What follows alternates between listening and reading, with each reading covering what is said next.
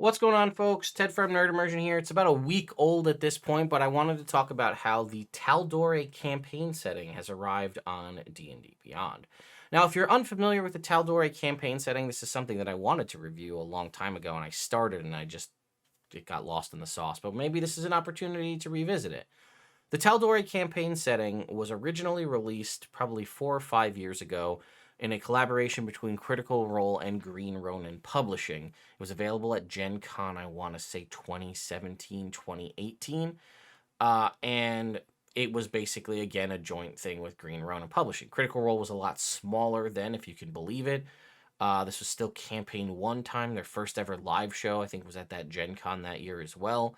And we were about maybe 50 to somewhere in the episode 50 to 70 range of campaign 1 of Critical Role. Obviously things have blown up immensely since then, but they then released a couple years ago, they kind of re-released, they called it the Tal'Dorei Campaign Setting Reborn.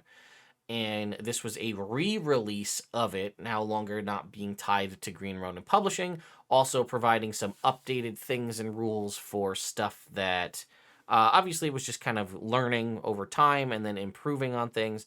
And then this was, again, the first one released via Darrington Press, Critical Role's in-house production company. And I did some reviews of some of the content there. I was actually doing breakdowns of comparisons between the old book and the new book.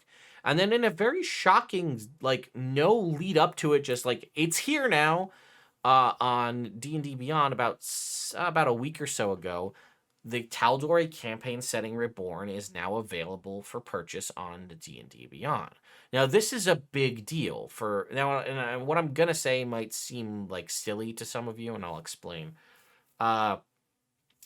It's technically third party. And I have to say technically because a lot of people consider Critical Role to be synonymous with the world of Dungeons and Dragons. And I get that, right? Matt Mercer's released 2 books inside, officially for Wizards of the Coast. We had Call of the Netherdeep, as well as Explorer's Guide to Wildmount, right? Those were both released officially under Dungeons and Dragons label. They are D&D products in conjunction with Critical Role. Now, this is the first ever third party. This book is owned by Critical Role, produced by Critical Role's in-house production company, and is released on the D&D Beyond marketplace. And that has a couple of very interesting impacts. One, it is the first official that wasn't immediately nerfed and disappeared. Like, we can talk about that in a second. Thing to come out for, D&D on D&D Beyond. We had that collaboration with League of Legends, Dark Tides of Bilgewater. That's a whole thing. I did coverage on that years ago. You can still find that content if you look around on the internet. But basically, they D&D Beyond, I think probably, this is when they were owned by Fandom, not Wizards of the Coast. Like, outside of Wizards of the Coast, did a collaboration with League of Legends, specifically Dark Tides of Bilgewater, which I think was based on the League of Legends card game, which is a direct competitor to Magic the Gathering, which I can't say, confirm, or deny that had any of the reasoning why Wizards of the Coast was like, nope, this is gone, goodbye. And they kind of pushed that out of the way. But this means, one, we now have the first domino has fallen in the terms of adding third-party content to D&D Beyond. Now, this was a thing. There was a concept of having an open marketplace on D&D Beyond when we had this conversation at the Content Creator Summit earlier this year. So this is potentially the first step. Now, a couple of things to consider. The concept of having a third-party marketplace on D&D Beyond is a pretty big deal. Because obviously you can see it on the DM's Guild. It's everywhere, right? Anybody can put anything out there, right? You put something out on D&D Beyond or the DM's Guild, anybody can put it out there. I'm not sure about this, but there's the potential that D&D might want stuff that goes on D&D Beyond to be of a higher caliber. That's purely speculation in my opinion. I don't know that. But more importantly, also, it being officially released on D&D Beyond means that you have access to those subclasses and so on in the character creator itself, which normally is not the case. If you wanted to play a Tal'Dorei campaign setting reborn subclass on a class in D&D Beyond, the only option you had previously was to create a custom subclass on D&D Beyond using those rules, and you had to basically learn to program all of that stuff yourself. Which again, some of the homebrew settings on D&D Beyond are intuitive, some of them are not.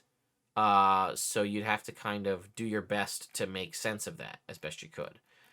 And yeah, like I said, it's available right now. You can go and pick it up for $29.95. Oh wait, do I have it? Oh, okay, I didn't buy it, but I guess I have it. Here it is, Tal'Dorei Campaign Setting Reborn, right? Here it is. You can see here's character options. We are going to have, I think here's all about Hemocraft, it's blood magic. We have various subclasses. We have the various backgrounds, Ashari, blah, blah, blah, new feats. This concept of being fate touched. Then we have magical items. We have the vestiges of the divergence. And then we have creatures and things. Here's, right, again, allies and adversaries and so on. And then we have also the stat blocks for Vox Machina as well, which is cool. Create a character.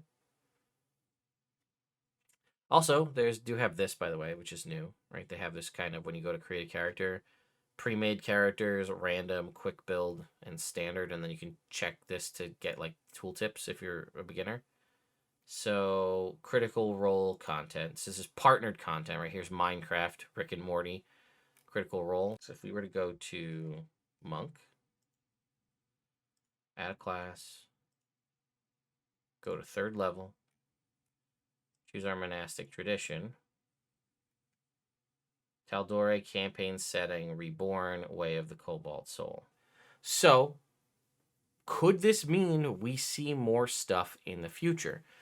Because of the fact that everything that was put in there in D&D Beyond is now accessible as character options, that is the other part that I think might be a potential deterrent in some way. So, like, if you have some product that you've released on the DM's Guild or something that you have that you're ready to release, and the potential comes up to put it on D&D Beyond, do you have to do all of the mapping of the way all of the different abilities and things work? Is that like a product service you get for releasing your thing on D&D Beyond? Like, let's say you have 10 subclasses, and you're going to put it into a book, and it's going to be Ted's super awesome subclass compendium. And I say I want to release it on D&D Beyond. Does it kind of just go into a queue then? And like at some point when the back-end coders on the D&D Beyond side of things are able to, they go ahead and map all of the subclass features accordingly. And then once that's done, I get the notification that, hey, your content is ready for publication. And then you can say, go ahead and publish it. And now it's available on D&D Beyond. And then people can start using it immediately. Because I think that's the main functionality that people want, right? And I've seen this before. If there's a cool thing out there that like people are playing on D&D Beyond, and I'm like, there's this cool, awesome magic item I want to give you, and if it's not in D&D Beyond, they don't care. They want it in D&D Beyond because they want the ease of use of having that. So if you're like, if they're gonna now, and I guess as a potential creator, would you have? That would be the ideal one, I think, for me. I put up something, I present it to D&D Beyond, it gets approved to go in the marketplace, and then they just do all of the work.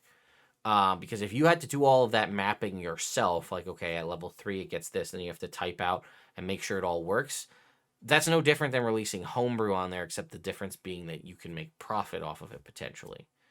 But I know a lot of really awesome third-party TTRPG creators that, whether they work on the DM's Guild, whether they've done Kickstarters, folks that you've seen me cover their products and stuff on the past, that would be, I think, a great addition to D&D Beyond.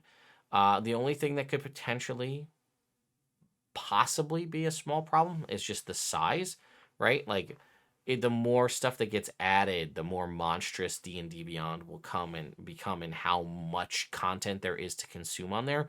And honestly, I don't think that that's a bad thing. It kind of is like the DM's Guild. There's just so much stuff. There's no way you could see all of it. So Before I end this video, I did see that Bob Worldbuilder made a video on this topic as well, and he actually went through the survey, which I didn't see that survey came through. I probably have it too. It just, I don't know, lost in my email.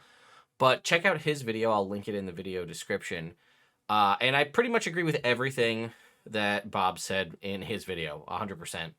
I would not play for playtest. That's the purpose of playtest, is that it should be, I mean, I guess that kind of contradicts what I'm talking about with like a video game, but like Baldur's Gate 3 was early access. So and I get you, I bet you that's why, one, they asked if you purchased Baldur's Gate 3, and two, I'm wondering if that's part of that discussion, because technically if you bought it in 2020 when it came out, you were paying to playtest the game.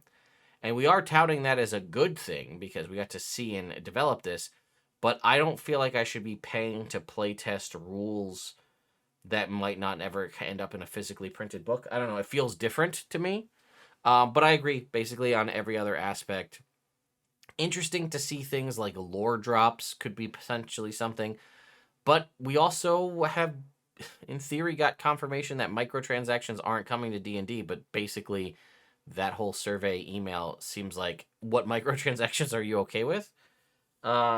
So yeah, I would rather you pay I just keep the model going, but at the same time, you also could get a lot more content more frequently if that's something that you want, by using something like releasing small drops, like dripping out content over time, as opposed to like having to print a big book and send that out for print, whereas digital releases can happen more frequently.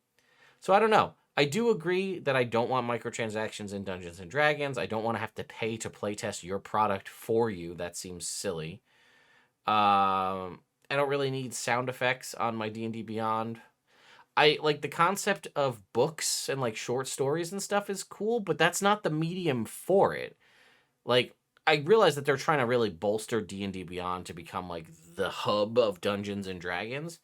And I mean, in theory, it's all of D&D and Beyond. So like the name gives you that opportunity, but I don't know. I feel like it started off as a character creation, character management tool in an official digital tool set. It doesn't also need to be the place where you house novels and soundscapes, but I don't know. Let me know your thoughts and opinions in the comments down below. I'll see you all next time.